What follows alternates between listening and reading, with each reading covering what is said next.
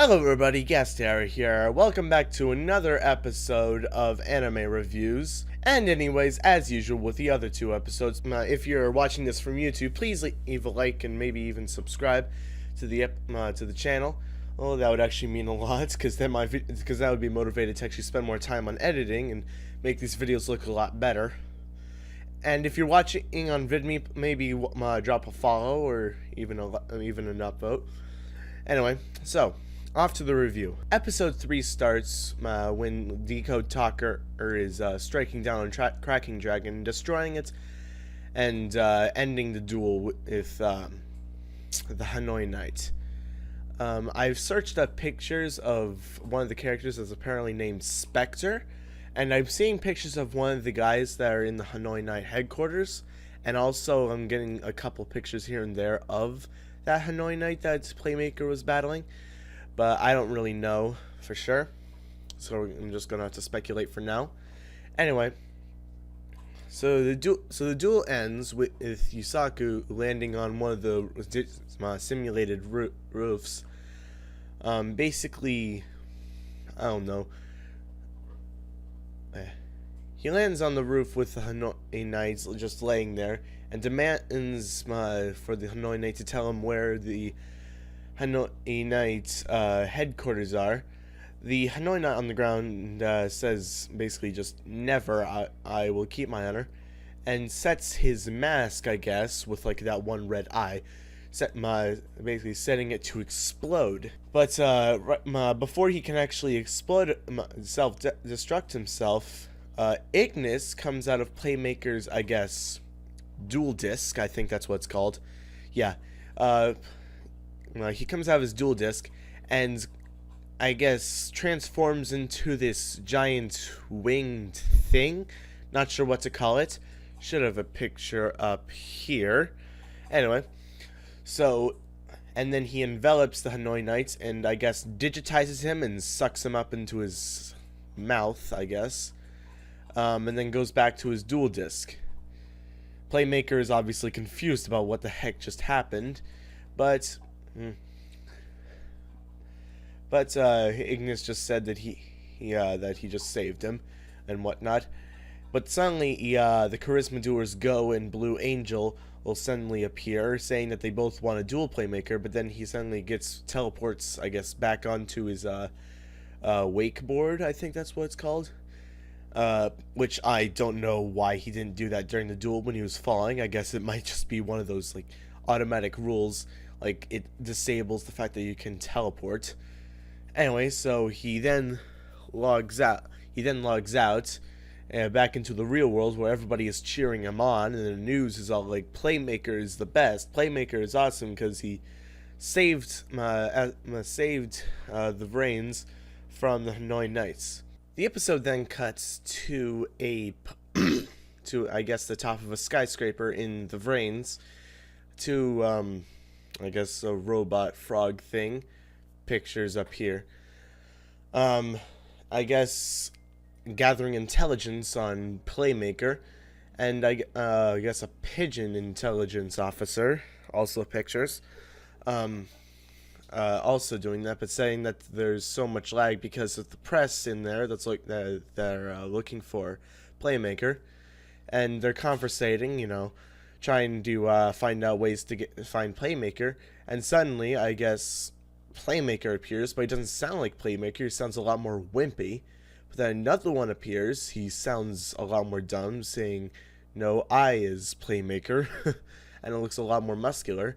And then another one appears saying that he's Playmaker, but is all staticky, like he has low latency. And basically, they're all fakes trying to get in on the publicity. Copy avatars because they look just like Playmaker, except, different. First one looks pretty much like him, but doesn't sound like him. The second one is really muscular, and the third one is just all staticky. Anyway, so then it cuts to one of those SOL Technologies press conferences. Forgot to mention those about the previous episode. It's kind of like a giant's field that's digitally created between what I found out was the security manager and a bunch of other I guess, higher-ups in SOL Technologies, represented by chess pictures.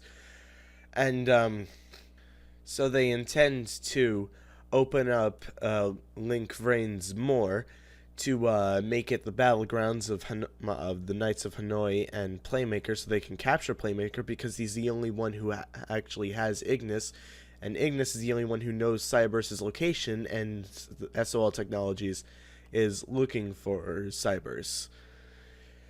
Anyway, and to, I guess, the food trailer that Yusaku and his friend are in, and they're with the AI, and apparently the decode talker that Yusaku actually got from his ability. Oh, sorry for the headphones. Got from his ability is being constructed, and he then starts to analyze the AI. The AI, acting all defensive, saying that, oh, you want to know all of my secrets, don't you, and stuff like that. And then they disable his, I guess they just mute the AI. And they decide to give him a name, which apparently he's protesting to, because they don't want to keep calling it it. I wouldn't want to call something it for a long period of time, knowing that it actually has consciousness. So they decided to call it AI. That's basically the name I. And also, let's also play on the fact that, Ignis right now is just an I. Haha. So it then cuts back to Yusaku and his friend in the food trailer, continuing to analyze I's memory. And they find, I guess, a clip of his memories, which seems to be damaged. And it's actually a clip of, like, when episode 1 first started in the attack on Cyberus. So they then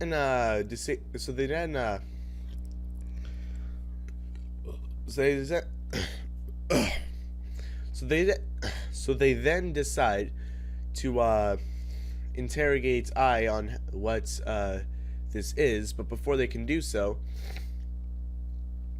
they detect a massive amount of, I guess, data coming towards them, in the form of a Hanoi Knight, and turns out it's actually Revolver, who we saw a little bit earlier, actually sensed Ignis actually trying to, I guess, short out the trailer, because they were seeing the memory, and he was, I guess, getting a bit worried, I suppose. So he caused the entire thing to be discoverable by the Hanoi Knights. So then they shut down the power, and Yusaku actually gets outside the trailer, looks over to his city, and I don't know, I guess it switches to Vrains vision, I guess. It just shows to, like, a digital setting of the city, and Yusaku can actually see a giant green thing coming towards him, and pictures up here, and he can see Revolver on top of there, but he doesn't know who Revolver is or his name, Revolver. But he sees Revolver go right past him on that dragon thing. It kind of looks like Cracking Dragon, but it's more humanoid with it seems like it has arms and legs, but also wings. So then Yusaku's friend comes out saying what's wrong and stuff like that, what happened, and Yusaku mentions how Revolver passed right over them, and they then interrogate and I says that that was actually the attack on Cyberus, and then that guy is Revolver, and while they're pondering this data, it then cuts to I guess the Hanoi Knights HQ, where Revolver is back where he usually stands, talking to his associates, and it turns out he's actually the leader of the Hanoi Knights. I don't know why I didn't know this or mention this before, but still, he's the leader of the Hanoi Knights. Apparently, one of the scientists is having a prototype, but needs more time on it. And while Revolver and the scientists are talking, some kind of alarm alerts them, and Revolver has to log out. It then cuts to, I guess, like a kind of fancy house with a sunset, and we actually can't see the face of, I guess, Revolver in real life, but it seems to show him walking towards a I guess hospital-esque bed with what I can only assume is his father, because it's kind of it has a person on there that kind of looks a little bit dilapidated, and he says that he will fulfill his father's wish, which makes me assume that that's his father, and he's trying to keep him alive and whatnot.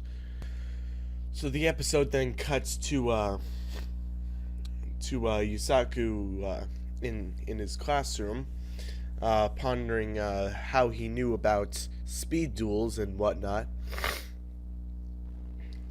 And then his classmate interrupts him, talking about stuff and whatnot. It also then cuts to I guess his house, and he says that his dual disc is doing housework. I guess housekeeping. Right.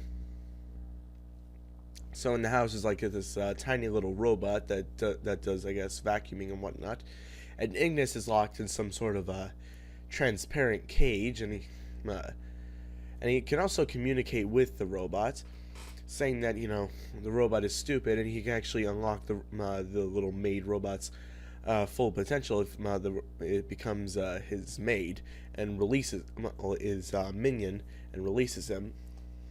The maid bot agrees, and then it cuts back to the classroom, and and